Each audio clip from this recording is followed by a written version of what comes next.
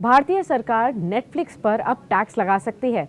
Income tax department ने ये सोचा है कि किसी भी तरीके की अगर पॉसिबिलिटी हो कि नेटफ्लिक्स की इंडिया इनकम को टैक्स एम्बिट के अंदर लाया जाए तो उसकी तरफ कोशिश की जाएगी।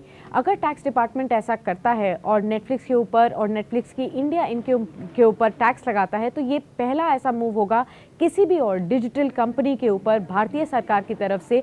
डिजिटल कंपनीज जो कि ई कॉमर्स प्रोवाइड करती हैं यानी कि इलेक्ट्रॉनिक कॉमर्स सर्विसेज प्रोवाइड करती है इंडिया में, उनके ऊपर टैक्स लगाने का ये पहला इंसिडेंस हो सकता है। लेकिन इनकम टैक्स डिपार्टमेंट ऐसा क्यों प्लान कर रही है और खास तौर पर क्या इसका हक अभी भी इंडियन टैक्स डिपार्टमेंट को है या नहीं है?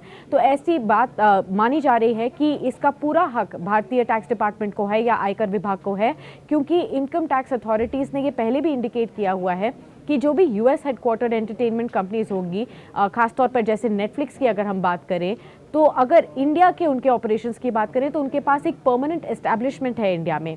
इसीलिए जो भी इनकम वो इंडिया से जनरेट करते हैं उसके ऊपर डेफिनेटली टैक्स लगाया जा सकता है या फिर उसको टैक्स के लिए असेस ज़रूर किया जा सकता है।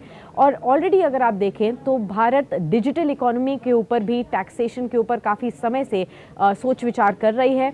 और खास तौर पर अगर आप देखें तो फॉरेन कंपनीज जो कि डिजिटल सर्विसेज प्रोवाइड करती हैं इंडिया में, उनके ऊपर भी टैक्सेशन की बातचीत काफ़ी समय से चलती हुई आ रही है।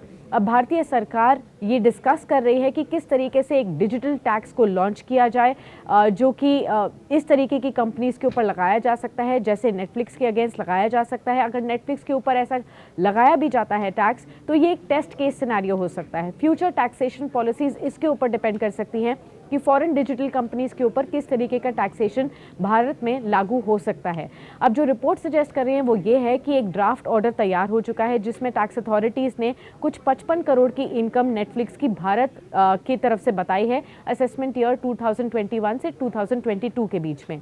अब अगर ऐसा होता है और नेटफ्लिक्स को टैक्स एम्बिट के अंदर लाया जाता है तो सर्टनली ये अच्छी खबर नेटफ्लिक्स के लिए नहीं है, क्योंकि लगातार कई समय से नेटफ्लिक्स अपने इंडिया ऑपरेशंस को स्टेबलाइज करने की कोशिश में है। याद रखिए कि भारत को लेकर और भारत की मार्केट को क्रैक करने के लिए भी उनको काफ़ी दिक्कतों का सामना करना पड़ा है। 2016 में नेटफ्लिक्स ने अपने इंडिया ऑपरेशंस शुरू किए थे, जिसके बाद उनको ये पता चला कि भारत में जिस तरीके की प्राइस सेंसिटिव मार्केट है उससे ज़्यादा सब्सक्राइबर्स वो नहीं ले पा रहे थे। और ऐसे में उन्होंने अपने जो नेटफ्लिक्स के प्लान्स हैं उसमें 20 से 60% तक की कटौती की। मोबाइल सब्सक्रिप्शन ओनली प्लान्स भी लॉन्च किए 2021 में, जिसका प्राइस केवल 200 रुपये से भी नीचे था। और अगर देखा जाए तो भारत केवल इकलौती ऐसी मार्केट थी और पहली ऐसी मार्केट थी जहां पर mobile only subscription plans Netflix ने लॉन्च भी किए थे। इसके बाद चीज़ें बदलती हुई नजर आई, नेटफ्लिक्स के लिए स्ट्रीमलाइन होती हुई नजर आई, क्योंकि साल 2022 में हमने देखा कि नेटफ्लिक्स के लिए ओवरऑल ग्लोबली अगर आप देखें तो भारत ही फास्टेस्ट ग्रोइंग मार्केट थी। और इनफैक्ट जिस तरीके के सब्सक्राइबर एडिशंस हमने यहाँ देखे वो भी ग्लोबली सबसे ज़्यादा भारत में ही हुए थे। 2022 में जो रेवेन्यूज़ भी नेटफ्लिक्स ने क्लॉक इन किए उसमें भी 25% तक का इजाफा देखने को मिला था भारतीय रेवेन्यूज़ के ऊपर अगर हम बात करें।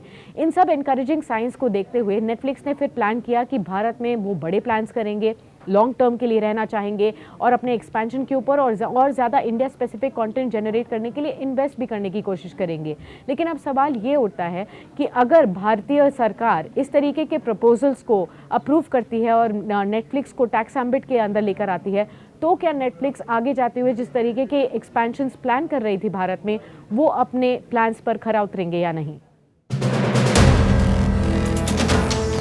वीडियो पसंद आया तो हमें लाइक, कमेंट, शेयर और सब्सक्राइब जरूर करें।